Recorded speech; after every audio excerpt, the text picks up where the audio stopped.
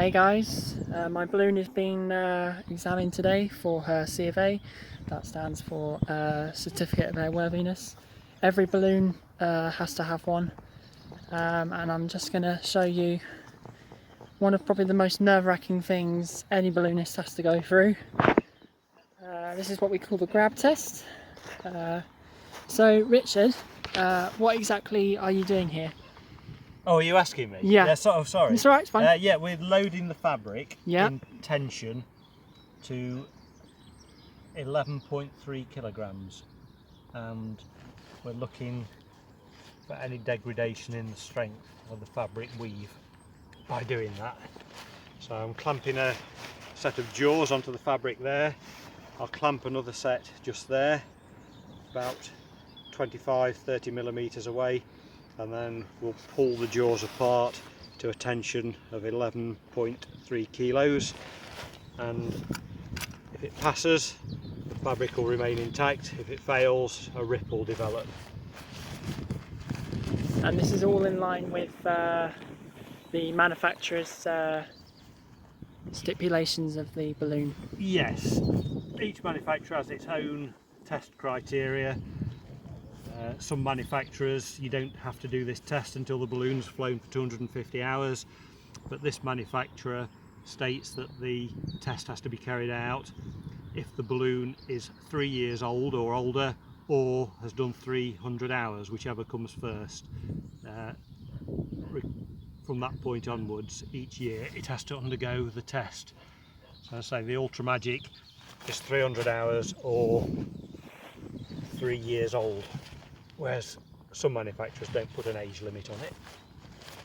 Okay, so we've got the jaws clamped. It's like we'll look at the weave and line it up, so we've got the two sets of jaws parallel with each other, so we're not pulling it exaggerated at an angle like that, which would bias the load on that side. So that's nice and parallel, so the load will be evenly distributed across all those weaves. Right. So this is a slightly lower load than some manufacturers. Some manufacturers stipulate 13.6 kilos, this manufacturer 11.3. So load that up and I'll count it up. That's 3, 5, 7, 9, 11.3. Just went to 12 there, so that's fine. So she passes. She passes that. And then we just do it again in the other direction. So it's called the weft and the weave. I don't know which one's which, but basically 90 degrees to each other. Right. So we use the same piece of fabric, just go somewhere else on the same panel.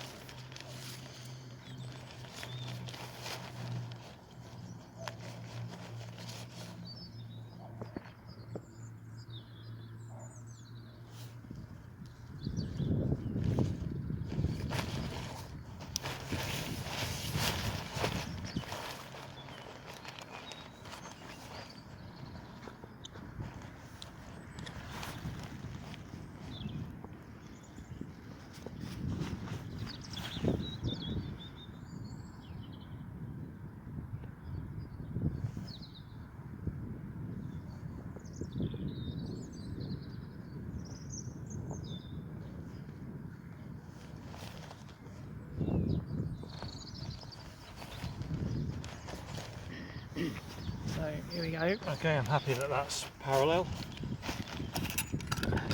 Second test. Yeah, this balance that we use is calibrated, and it's got a calibration date of not needing recalibrating until May 2020. And that's all in line with the EASA, isn't it? Yeah, it is, yeah. So The EASA stands for European Aviation Safety Agency. I'm glad you know that. Alright, so we'll load that up. So that's 5, 7. Oops. I've not clamped my jaws on tight enough. I'll try again.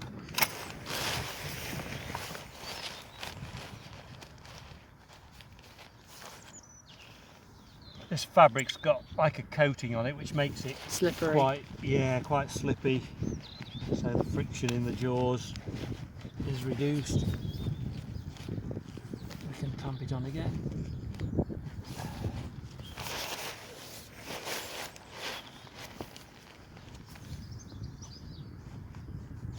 Also, just like to note that the jaws have to line up with the ripstop. If you can see, there are little cubes inside the fabric. That's to give it extra strength. The clamps have to be lined up with the ribbons inside the fabric to make sure that it's evenly distributed.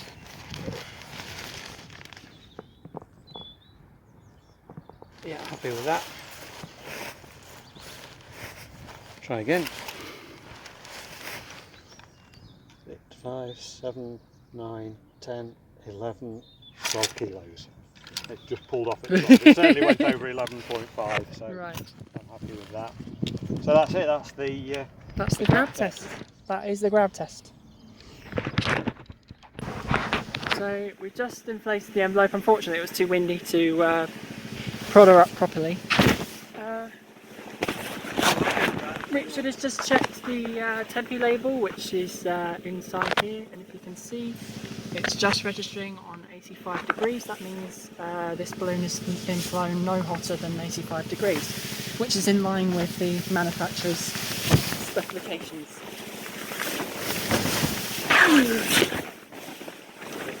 You can take some photos inside, yeah. Yeah. This is the tempi flag. This is inside most hot air balloons. It's to tell when the fabric has been pushed to the limit, and this flag will drop to the centre of the basket and let the pilot know that he's overheated. Essentially that's a bimetal strip, and that will open like that if it overheats, and release that down to the basket. Yeah, and hopefully not in the burner can.